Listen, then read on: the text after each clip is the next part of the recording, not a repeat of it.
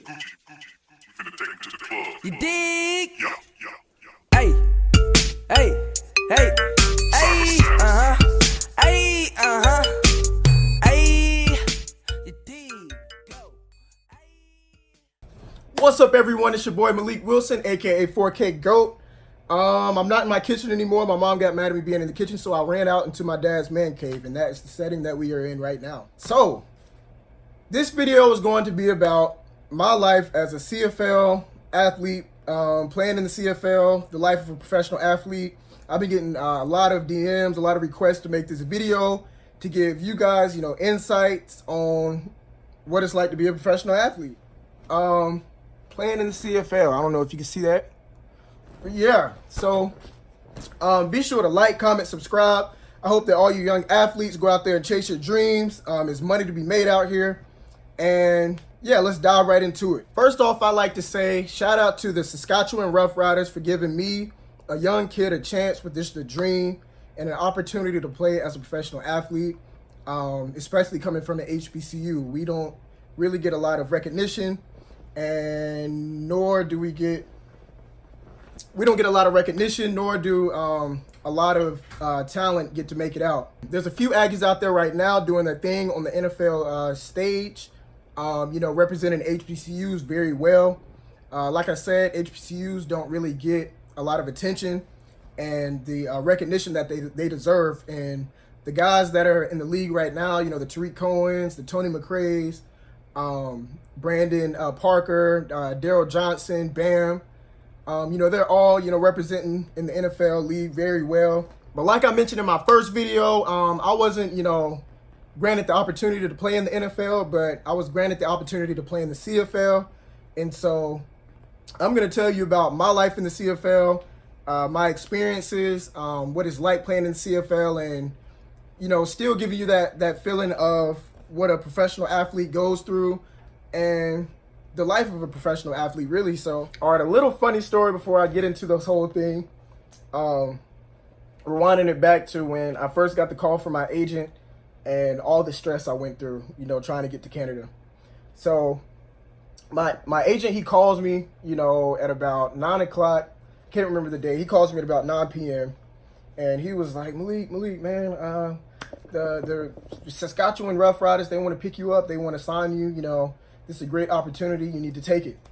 And so I was, without hesitation, I'm like, yeah, definitely taking this. So the following day, I talked to the GM, which is the general manager for the team. And, he's all excited, telling me, we want to bring you on board. I'm all excited, like, I'm ready, all this other stuff. And he was like, I'm going to, fax you over your contract and let you know what the contract looks like, let you and your agent and your family look over it, read over it, and, the following day, let me know if you want to accept it. And so, of course, like I said, we went over the paperwork, all that other stuff. We signed it. I only had like 5 days to prepare to move to a whole nother country. I mean, granted, Canada is connected to the United States, so it's not like you're going across the water or anything, but it's still like, it's like so I live in North Carolina. It's like me moving to California in a matter of 5 days, trying to pack up my whole life and move to California. And so imagine that stress times 2 because you have to move to another country. So I began packing my bags, getting all my essentials, getting the clothes that I need. Canada is a pretty cold place, so I was trying to, pack jackets and pack just necessity things that I needed and get everything shipped later on. So once I get done, packing my bags and whatnot, my mom was like, you need to call them and make sure that your passport card that you have is eligible enough for you to fly into Canada, because I feel like it doesn't work. It's not going to work.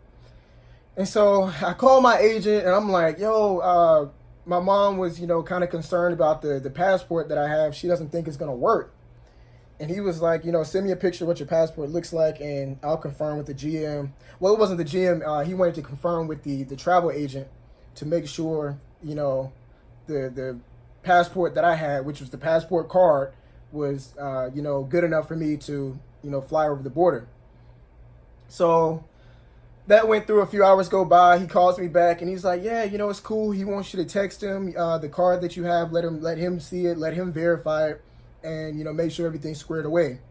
So I text the travel agent. I'm like, this is the card I have. My mom, you know, is kind of concerned that this won't work. And remind you, this is the travel agent. This is the travel agent for the Rough Riders. So they're used to this. He's used to seeing this type of stuff.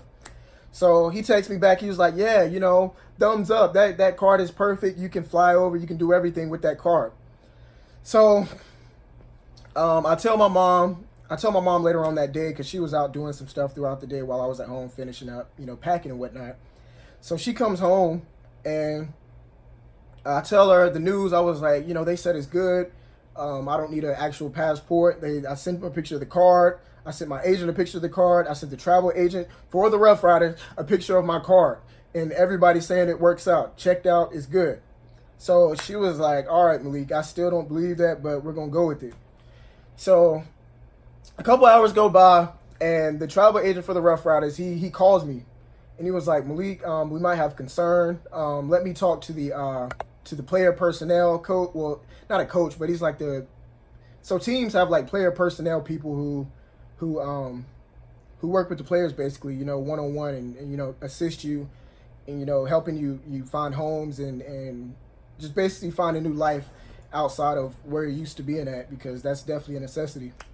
So he was like, let me get you in contact with the player personnel person and let you talk to him, see if everything works. Remind you, this is the travel agent guy that I'm talking to. And so how come you don't know that this card... How do you not know that the passport card that I have doesn't work? So anyway, the player personnel coach, he calls me and he was like, yeah, Malik, I looked at your card. That's not going to work. Is there a way that you can get an actual passport book within the next couple days? And so I'm just in my room like I'm just blown away, because if any of you know who traveled outside of the country, you can't get a passport within that amount of days. Like, it takes at least a couple weeks to get your passport, maybe even a month to get your passport. And so I go to my mom and I'm like, they said it's not going to work. And I'm feeling like my dreams are just about to be crushed. Like, I'm not going to be able to go. I'm about to still be at home doing nothing. And like, it was just a crazy time. So anyway, my mom, being the super lady that she is, superhero that she is, she saved the day. Thank God, she saved the day. So once she found that out, you know, we were trying to figure out exactly where we could go to get it. Is it in our state of North Carolina? And unfortunately, it was not in the state of North Carolina. The nearest place to get a same-day passport was in the state of Georgia, which was in Atlanta, the Atlanta area, downtown Atlanta, or go all the way to Washington, D.C., which is the capital, and that would have been completely horrifying. I would have been in there all week trying to get a same-day passport. So everything was shot down again. I'm like, dag, it's probably not going to work out. But once again, my mom, being the super lady that she is, the superhero that she is, she was like, you know, don't stress it, Malik. We're going to get you there, even if, you know, I got to drive you down there personally. Fortunately, that didn't have to happen. She ended up, you know, sending me off. I got my same-day passport. I ended up flying out of Atlanta to Canada. Again, thank you, Mom. If you're watching this video, you're a lifesaver, you're a superhero, and I love you to death. So with that out the way, I'm going to give y'all, you know, the experience that I had while in Canada, the experience of, you know, playing in the CFL, the differences between the CFL and the NFL. So yeah, let's dive into this and let's get this started. So first things first, the field size of the CFL is ridiculously huge. It's definitely based to help the offensive side of the ball. Like, it's definitely based to, you know, to help the offensive side of the ball. The size of the field is 150 yards, like long. The field itself is, don't get me lying, I'm not sure how to do math that well, but anyway, the end zones are 20 yards, and the goalposts are in front of the end zone, not in the back like the traditional NFL fields. The traditional, to give y'all like kind of a grand scope of things, the traditional NFL field is 120 yards. And so the CFL field is a whole 30 yards longer than the NFL field. See me doing my math there? See how I calculated that in my head that fast? But yeah, so it's definitely, the field being that big is definitely an advantage for the offense. It's definitely an offensive league. The quarterback gets paid a lot of money to play in the CFL, just as the NFL. But I'll get into the pay and all that good stuff at the end of the video, so stay tuned. So some of the rules that go along with the CFL is pretty much the same as the NFL. You have penalty flags, late hits, targeting rules. Basically, pretty much everything that you would have in the NFL is in the CFL. But with that being said, the CFL does not call it like that. So late hits, celebrations, all that good stuff is rarely called in the CFL. Like, you have to just be doing something super, super crazy for them to throw the flag. The CFL has a total of 12 players on each side. In the NFL, there's 11 players on each side. So there's an advantage in that for the defense. The defense has a lot more players on the field, so for the quarterback to try and read and analyze that coming from America, it makes it extremely difficult for especially an American quarterback who's not used to seeing 12 players on the field. But yeah, in the CFL is a total of 3 downs. In the NFL is a total of 4 downs. So in the CFL, it definitely, for the defense, in that sense, is an advantage. And for the offense, it makes it a little bit more hard to advance the ball and score. You have a smaller chance of scoring and advancing the ball. With that being said, with it being 3 downs, that means that there's a lot of special teams being played. This league is definitely, like I said, it helps the offensive side, but it also is a special teams league. And that's, a perk for somebody like me. Playing at A&T, I was a wide receiver, and I played as a kick returner and a punt returner. And kick return was where I got a lot of my, bread and butter, and where I got a lot of exposure. They pop kick it down to the 21. Wilson, they're aware of his kickoff return abilities. Wilson found an alley. Wilson kicks in the turbo. There's that smoke. Touchdown. So the CFL was definitely a great place for me to be.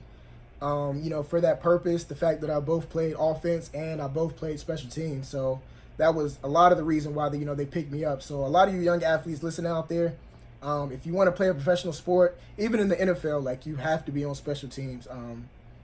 Like, you're not gonna be able to just play that one specific special team. I mean, that one specific position that you play on offense or defense. Like, incorporate yourself in all special teams and find what you're really good at, and put that on film and get that exposure out to NFL and CFL scouts, because you're chasing your dreams at the end of the day. Another thing with special teams is with the punt and punt return teams. Traditionally in the NFL, or even in American football, the punt returner has his advantage of calling a fair catch, or dead ball, all that other stuff, rules that we have in America. And basically, when you call a fair catch, it's basically signaling the punt team not to affect the catcher who is catching the punted ball. Is telling the guys coming at him to not affect him while he's catching it. They can't tackle him, they can't do anything. They simply just have to wait for him to catch it, and if he muffs it, it's a whole nother story. But like I said, I'm not going into detail with all the extra rules and stuff, but that's just how it is in American football. And Canadian football, in the CFL, there's no fair catch, there's no dead ball calls, there's none of that. It's simply the punt team has to give the punt returner who is catching the ball a 5-yard radius. Like, it's a 5-yard circle around the punt returner. And that is why I say it's a special teams based league as well as an offensive based league, because they have to let you catch the ball. Like, there's no being right in your face like it is in the NFL. In the CFL, they have to let you catch the ball, and as soon as you catch it, they can, break that 5-yard radius. But until you catch it, even if you muff the ball, like, you can go chase the ball all around the field. They still have to give you a 5-yard radius until you securely pick up the ball and it's in your possession. And so I just thought that was the craziest thing. You football players out there, you know how it is to catch punt returns. It's a little nerve-wracking, but it gives you a thrill. But being in the CFL, you don't have to worry about that. So if you're a fast guy like I am, as soon as you catch the ball, you're off to the races, and you all know what happens when you're off to the races. He's igniting the crowd. Malik Wilson. Nobody's gonna catch him. Touchdown. 99 yards. So this next part right here is basically about, just being a professional athlete in general. Like I said, I came from a HBCU, North Carolina A&T State University. And I love my HBCU to death. I love, playing there. I had the best times of my life there at school. But the money isn't, always there. And especially being at a black college in general, it's not a lot of money being dished back into the school itself, and especially athletics. And so everything that you get as an athlete, more specifically, is basically, brought out the mud. You grind it for it. You take your little bit of gear that you get, during camp, and you try to let that, ride out until the end of the season. And you're just like a kid who's just happy to have what he has because you've never seen better. That is definitely different playing as a professional athlete. While playing in the CFL, like, I got so much stuff, it was ridiculous. Like 3 pairs of cleats, like 4 pairs of gloves. You get like girdles. You get, undershirts to wear, shirts to wear outside of the locker room, shirts to wear out in public. You get, sweats, flip-flops. You're getting team shoes. You're getting, iPads for your playbook. So it's definitely different, as far as an HBCU standpoint, as far as, gear. We definitely didn't have an iPad as a playbook, in college. And so that was, I'm all about being organized. So that, just took me off the roof. It made me want to learn the playbook even more, aside from, trying to win a position and win a job. But that made me want to, learn the playbook even more. Alongside, we did have a big, playbook that we had. And that, I enjoyed learning that as well. But, having that iPad to, with all your plays in it, you got film on there. Like I said, your playbook on there. Film on, your opponents, film on practice. And so it just, made me feel, warm inside, because I'm like, everything is in one spot. And so that, I enjoyed that a lot. But aside from gear, the trainers, there's so many trainers on staff, to help you out. We had a chiropractor, we had, team doctors, we had, regular practitioners that, came in and, stretched you out and stuff, and, diagnosed injuries and all this other stuff. The facilities were super, super nice. Like, it was, like, very nice. And like I said, this is all coming from an HBCU standpoint, and so we're used to, kind of like the bare minimum. We're just playing because we love the sport. And so, like I said, if you went to like an Alabama or a Clemson, like, you're definitely used to this stuff already. But a young kid like me, myself, and I, we didn't experience that. And so you walk into the facilities, man, it's hot tubs, it's cold tubs, it's, a team pool. We had a barber shop in the locker room. They got, like, in the equipment room, it's like, mannequins all over the place with all the different types of gear that you could wear, the gloves that you could wear, the cleats that you could wear, the hats that they have, the helmets that they have, the different types of helmets they have.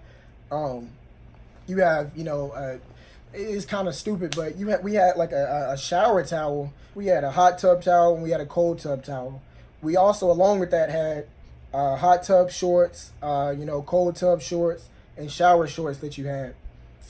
We had, practice shorts, pants if you wanted to. They had everything. It was anything you wanted. And what I'm trying to say is, like, the life of a professional athlete, like, you get all of this stuff. Like, everything is just there. Whatever you need, you just go ask for it, and it's there, right there instantly.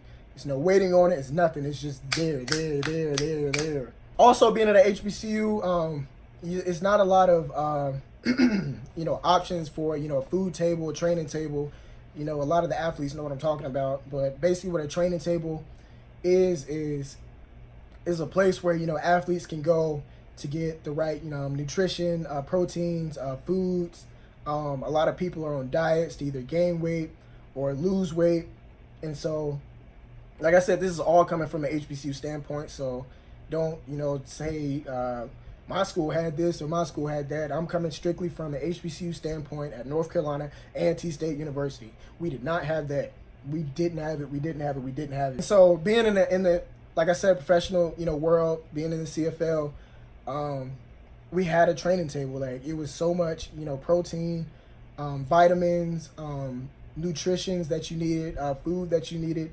If you were on like a diet, it basically had everything written out that you needed to eat, that you had to eat, to maintain weight, to gain weight or lose weight. As far as lifting and training, always tell people personally when they ask me behind the scenes, training and working out is really solely on you as an athlete. And one of the biggest things that I learned, training for pro day, up until making it into the CFL and getting the opportunity that I did, I learned one thing, and that was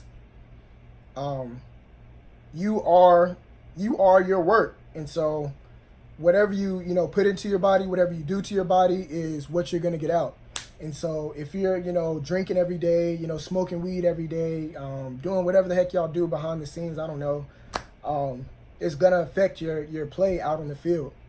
If you're every day working out, training, eating the right things, taking care of your body, is going to reflect. But another thing with that being said, there's nothing that you can skip. There's nothing that you can miss.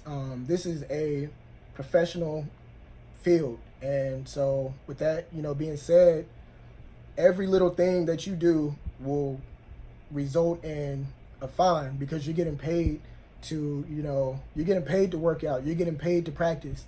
You're getting paid to be at meetings on time. You're getting paid to breathe, basically. Like, everything you do, you're getting paid for it. And so if you come to a meeting late, every minute that you're late, you're getting fined an X amount of dollars.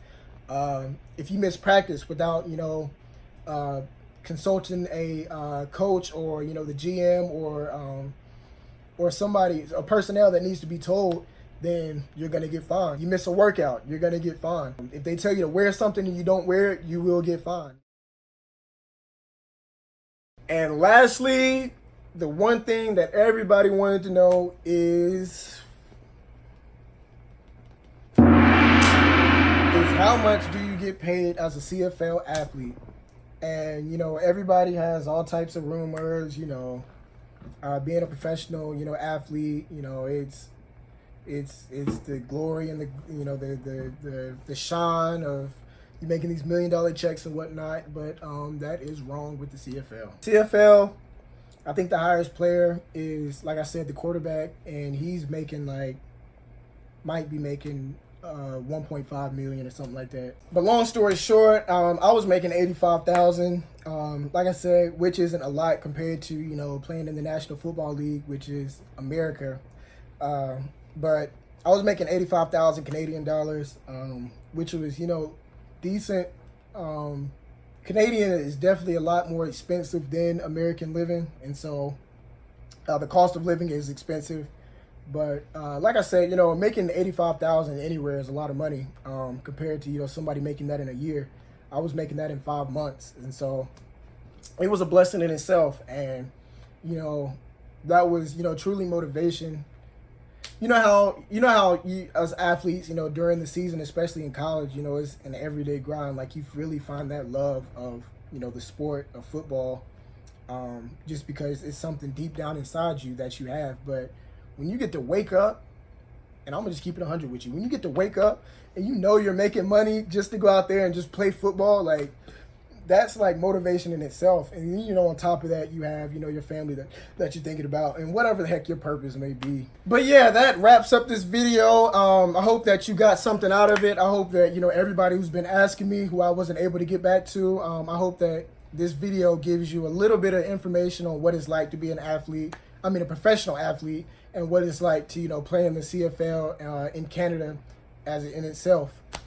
So yeah, you know, all of my, you know, athletes out there that, you know, watch this video, follow my social medias down below, and you can ask me anything. I'm, you know, always, you know, willing to help. I might even pull up, you know, on you, and we can have a little workout session or something, teach you, you know, some tips about wide receiver skills, and teach you some, you know, kick returning things that, you know, I use that help me to be in the, you know, situation that, you know, I was in and that I am in. Like, comment, subscribe, and turn on those post notifications so that you know every time that I'm posting a video. These videos will be coming more and more. I made my big announcement in my last video, so, you know, check that out. I will be making more videos about that. But without further ado, this video is out. Yes!